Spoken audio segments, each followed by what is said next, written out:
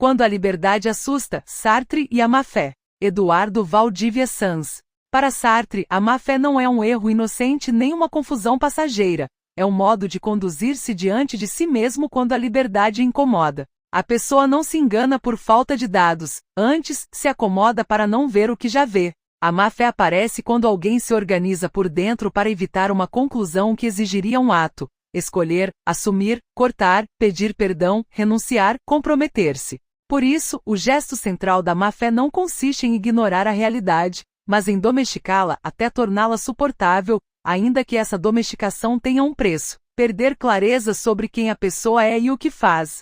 A chave é que, para Sartre, um ser humano nunca coincide por completo com um rótulo nem com um papel. A pessoa carrega fatos, um passado, um corpo, uma família, um trabalho, um temperamento, uma história que já ocorreu, mas também abre possibilidades. Decide, projeta, muda de rumo, nega o que foi, inventa um futuro. A má-fé surge quando alguém separa essas duas dimensões que convivem e usa uma contra a outra conforme convém. Se a responsabilidade aperta, refugia-se no dado: eu sou assim, foi isso que me coube, não posso fazer outra coisa.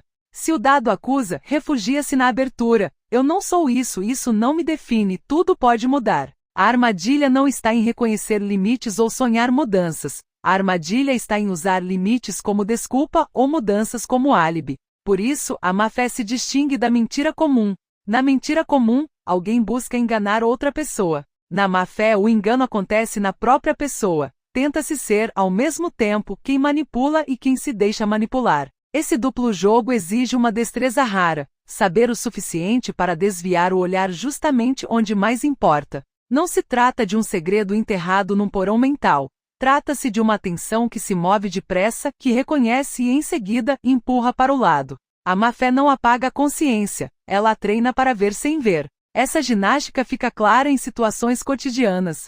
Pense em quem se amarra ao próprio papel como se esse papel esgotasse a vida. Desempenha o ofício com rigidez, exagera gestos, vira função, deixa-se descrever como objeto útil. Aí a má-fé não consiste em trabalhar. Consiste em reduzir-se a uma definição para não sentir o incômodo de poder ser mais, ou de poder falhar de outro modo, ou de poder mudar. No extremo oposto, pense em quem rejeita toda descrição para não responder por nada. Declara-se puro movimento, puro ainda não puro, não me encaixe, enquanto repete condutas que já desenham um padrão. Em ambos os casos o problema é o mesmo: evitar o peso de uma decisão presente por meio de um truque ontológico, seja virar coisa, seja virar fumaça. Sartre também mostra que a má-fé pode disfarçar-se de virtude, sobretudo quando aparece como sinceridade entendida de forma brutal. Há uma sinceridade que não busca verdade, mas sentença. Diga quem você é de uma vez, confesse o que você é, aceite seu rótulo e pronto.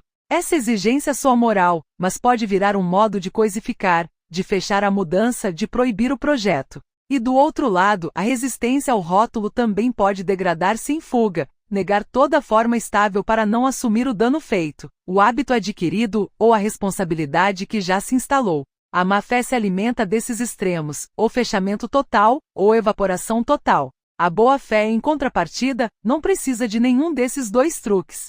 De um ponto de vista humanista, e para mim isso significa honestidade sem teatro, a saída que se insinua em Sartre passa por um ato de boa-fé, sustentar juntas as duas verdades que a má-fé separa. Eu sou meus fatos, sem dramatizar nem vitimizar. Meu passado pesa, meu corpo pesa, minhas decisões já tomadas pesam. E eu sou minha liberdade, sem fantasia nem grandiloquência. Ainda posso escolher, ainda posso retificar, ainda posso romper uma inércia, ainda posso pedir perdão ou dizer não.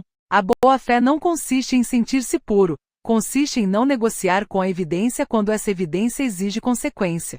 A verdade vem primeiro quando deixo de usar meus limites como esconderijo e deixo de usar minhas possibilidades como fuga. Assim, a má-fé para Sartre é um autoajuste, um modo de seguir adiante sem olhar o preço da minha liberdade, uma forma de viver como se eu fosse coisa quando me convém e como se eu fosse puro projeto quando me convém. E a boa-fé, na leitura que proponho, é um movimento contrário, uma fidelidade ativa ao que sei de mim, sem desculpas e sem crueldade, de modo que o conhecimento não fique no discurso e vire ato. Se alguém coloca a verdade à frente primeiro para si, já não precisa refugiar-se, pode ser responsável sem virar estátua, e pode mudar sem virar álibi.